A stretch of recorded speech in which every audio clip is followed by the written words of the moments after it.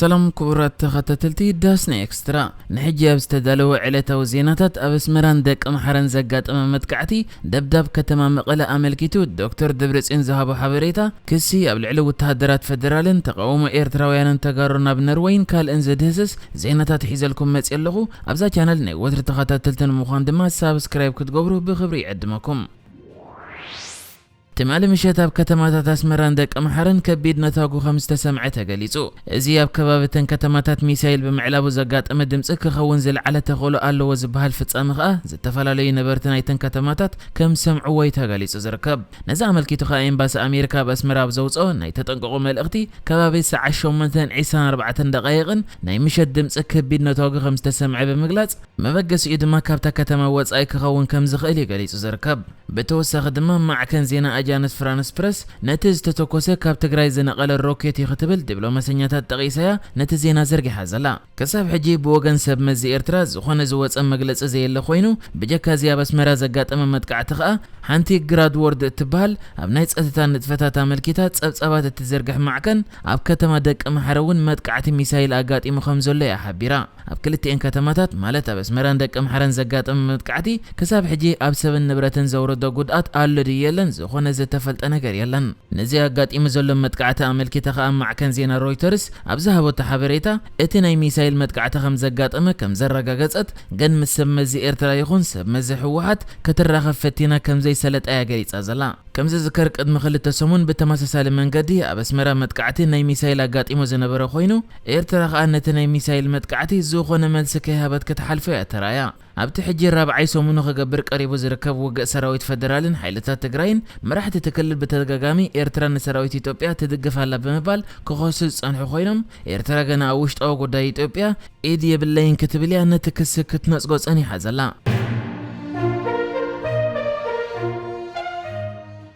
لومنغو معكن زينا رويترز غليصاتو خمزلا اب لعل كتما مقله بمنغست فدرال دبداب كبيد برت تجميرو خمزلا حبيرا اتا معكن ابتمس بريزيدنت كلل تግራይ دكتور دبرصين ገብረ ሚካኤል بمنغد ناي صحف ملእخت زغبرو تركب اتي مراحي حوحات مقله اب تحت كبيد دبداب الله زبل ملسه كم زهابا غليصا بجكا زخاتا معكن غليصاتو خمزلا اتي مراحي حوحات زغونه دكتور دبرصين ገብረ ሚካኤል ኤርትራ ام معسكر سدتኛታት አትያ ነቶም ካብ ሃገሮም ሃዲሞም ابت معسكر سدتኛታት ዝጸንሑ ኤርትራውያን ስደተኛታት ትሕዛላ ክብል ከም ዝሓበራ ገሊጻ ብዛዕባ እዚ ኤርትራውያን ስደተኛታት ይተሓዙ ኣለዉ ዝብል ዘረባ ኸኣ ሮይተርስ ብወገን ኤርትራ መልሲ ከም ዘይመጽያ ገሊጻ ትርከብ ምስቲ ናይ መቐለ ደብዳቤ ዝተሓዝ ድማ ወሃቢት ቃል ቀዳማይ ሚኒስተር ኢትዮጵያ ዝኾነት ቢልያነ ስዩም ሓይልታት ፈደራል ኣብ መቐለ ኣብ ናይ ሲቪላውያን ቦታታት መጥቃዕቲ ክገብር ከም ዘይኮነ ገሊጻ እያ ትርከብ ኣብቲ ኣብዚ እዋን ኣመንጎ መንግስቲ ፈደራልን ክልል ትግራይን ዝካየድ ዘሎ ውግእ መንግስቲ ፈደራል ኣብ ሰሜን ትግራይ ገለ ከተማታት ኣብ ትሕቲ ቁፅፅር ይእትዩ ከም ዘሎ ገሊጹ ነዚ ድሮ ሰሙናት ገይሩ ዘሎ ውግእ ኣመልኪቱ ኸኣ ሌተናል ጀነራል ሓሰን ኢብራሂም ኣብ ዝሃቦ መግለጺ ወተሃደራት ፈደራል ሰሜን ርእሰ ከተማ መቐለ እትርከብ ወቕሮ ሒዞም ከም ዘለዉ ክገልጽ እንከሎ እቲ ናይ መወዳእታ ገጽ ናይቲ ውግእ ዝበልዎ ስርሒት ኸኣ ድሮ ጀሚሮሞ ከም ዘለውን ኣብ ቀረባ መዓልታት ኸኣ መቐለ ክንሒዛይና ብምባል እቲ ዘሎ ውግእ ኣብ ሓጺር መዓልታት ክዛዘም ይክብል መግለጺ ሂቡ እዚ ከምዚ እንከሎ ገና እዚ ኣብ ሓጺር መዓልታት ይኽዛዘም ወይ ድማ መቐለ ምስ ተታሕዘት ክውዳእ ዝብል ዘረባ እቲ ሓቂ በንጻሩ ከይከውን ስግኣት ከም ዘሎ ሓንቲ ዘጋርዲያን እትበሃል ማዕከን ዜና ገሊጻ ንሳብቲ መግለጺያ መራሕቲ ሕወሓት ኣብዚ እዋን መን ይፈልጥ ቀደም ካብ መቐለ ወፂኦም ኣብቲ ደባይ ተዋጋኢ ሰራዊት ክመርሕሉ ዝኽእሉ ቦታ ይህልው በዚ ኸኣ ወላውን መቐለ ኣብ ትሕቲ ቁፅፅር እንተኣተወት እቲ ውግእ ብምትሓዝ ዓበይቲ ከተማታት ክዛዘም ዘለዎ ተኽእሎ ጸቢብ ብምባል ኢትዮጵያ ብሕጂ ዓመታት ዝወስድ ኩናት ከይክሰታ ስግኣት ከም ዘሎ ያሓቢራ ነዚ ናይ ከተማታት ምትሓዝ ኣመልኪቱ ኸኣ መኻሪ ሕወሓት ዝኾነ ኣምባሳደር ፍስሓ ኣዝጎዶም ወላ ከተማታት እንተተታሕዛ መብዛሕትኡ ካብ ከተማታት ወጻኢ ዘሎ ዓድታት ኣብ ትሕቲ ሕወሓት ዘሎ ብምዃኑ እቲ ውግእ ብዘተንበር ብምትሓዝ ዓበይቲ ከተማታት ኣይውዳእን ክብል ተሰሚዑ ኣብቲ ናይ ውግእ ከባቢታት ከሳብ ሕጂ ማዕከና ዜና ከኣትዋ ዘይፍቀድ እኳ እንተሎ ኣብቲ ውግእ ግና ብዙሓት ወገናት ከም ዝግምትዎ በማይ ዝቁፀረ ሰባት ህይወቶም ስኢኖም ክኾኑ ከም ዝኽእሉ እዩ ዝሕበር እዚ ከምዚ ኢሉ እንከሎ ኸኣ ቀዳማይ ሚኒስተር ኢትዮጵያ ዝኾነ ዶክተር አብይ አሕመድ تمالي مس وكلت حبرة أفريقيا بستراخبلو اتو وقع تطويلو زتخبر زبل حساب نتيجو خمزلون اتي اب تግራይ ዝግበር ዘሎ ውግእ ከዓ ክቆጽሎ ምዃኑን ገሊጽ እዩ ነቶም ከዓርቆ ዝመጹሉ እኻት ናብ ትግራይ ምኻት ከም ዝኸልከሎም ተገሊጹ ነዛ አመልኪት ከዓ ሎሚ አቦ ወንበር ሕብረት አፍሪካ ዝኾነ ራማፎዛ ኣብ ዘውፅኦ መግለጺ እቶም ናብ አዲስ አበባ ዝጎሸሉ እኻት ምስ አብይ አሕመድ ከም ዝተራኸቡን ኣብ ትረከብ ከዓ ተቀዳማይ ሚኒስተር ነቲ ሕጊ ናይ ምኽባር መስርሒ ዝበለ ስርሒት ከም ዝገለጸሎምን ገና ክቕጽል ከም ዝኾነን ኣብ ሓጺር ግዜ ከዓ ዝውዳእ ብምባል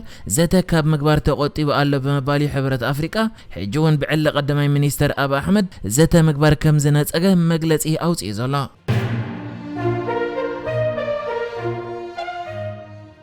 ኣብ ክልል ትግራይ ኣብ ኩናት ተጸሚዱ ዝርከብ ፌደራላዊ መንግስቲ ኢትዮጵያ ኣብ ዝሓለፈ ቀረባ መዓልታት ወተሃደራቱ ኣብ ክልል ትግራይ ምስ ሱዳን ዘዳወበ ከባቢታት ብምምዳብ ቁጽሪ ናይ ሱዳን ዝሰግሩ ስደተኛታት ከም ዘውሓደ ይዝከር ሕጂ ከዓ መንግስቲ ፌደራል ስደተኛታት ካብ ኩናት እንዳሃደሙ ዶብ ኣይትሰግሩን ይኹም ኢሉ ይዓገት ብምህላው ክስታት ይመጽ ከም ዘሎ ተገሊጹ ከም መግለጺተን ነዜና ዝርግሕን ዘለዋ ማዕከናት ከዓ ኣብ ናይ ሓመዳይ ዶብ ኢትዮጵያውያን ወተሃደራት ከም ዝረኣዩ እቶም ወተሃደራት ከዓ ነቶም ካብ ኩናት ዝሃድሙ ይዓግቱ ኣለዉ ብምባል ኣብዚ እዋን ናብ ሱዳን ኣብ መዓልቲ ከሳብ 700 ስደተኛታት ጥራይ ይኣትዉ ከም ዘለዉ ተገሊጹ እዚ ሕጂ ዝረአ ዘሎ ምዕጋት ከዓ ነቶም ተመዛበልቲ ኣብ ናይ ኩናት ቦታ ብግዴታ ዘጽንሕ ብምዃኑ ካብ ሕጂ ዘሎ ቀለውላው ዝኸፍአ ከይፍጠር ከቢድ ስግኣት ሓዲሩ እዩ ዝርከብ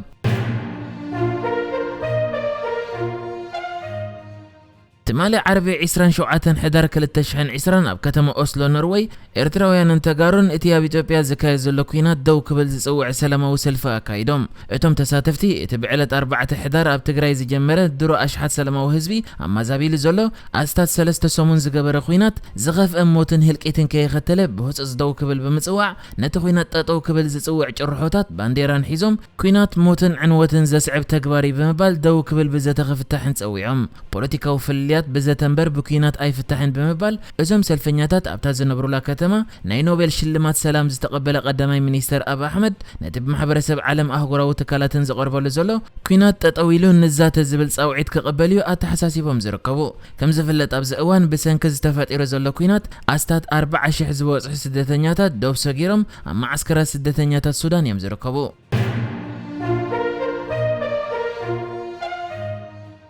هاجر إيران بالعلق عند تمرمر النيوكلير تهاجر زخنة محسن فكر زاده زتفتصم قتلت حنا كم تفدى أفليتا إتنا إيران فلوت ناي نيوكلير تمرمر تمالي أبرئ سكتما إيران طهران بزي تفلت أسبات متقعت مسقات أمو أبحك منا مسدوس دي عارفو نظام الكتغا وتهدروا أما خاري مرح إسلامي ثورة إيران آيات الله سيد علي خميني زخنة حسين ديغان بتيا بالعلق تمرمر تخايد زول متقعتي هاجر إيران هندبتو متقعته حنا كم توسد أفليتي زركب زيابت إيران سلامو معلى سرح زلخو اتبلون ناي نيوكلير مدبات حدا كاب قند تمرمرت زنبره محسن فكر زاده كمجلس مينستر وصاي غدات تهاجر جافيد زاريف اندحر كوينو نت تكبار بهاجر زتموله جبر شبرا كبل يتقيسوا ايران اب قتلت نايز تمرمري اسرائيل ايدا لوا تبلو كوان تخونت كساب حجينا بوغان اسرائيل زوص زخونه يخون مجلس يلن